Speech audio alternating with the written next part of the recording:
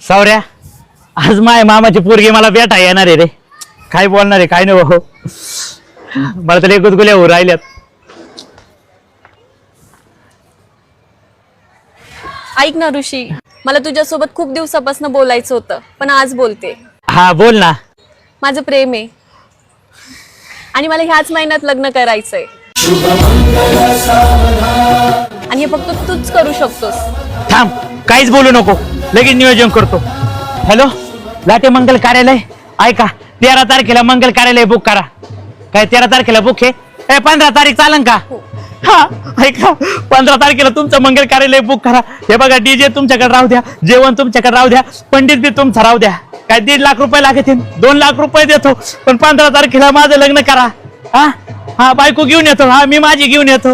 हा, मामाचीच पोरगी आहे. हा, आताच जमलंय. हा हा, ठेवतो. हा, 15 तारीख बुक झाली लग्नाची. निलेश,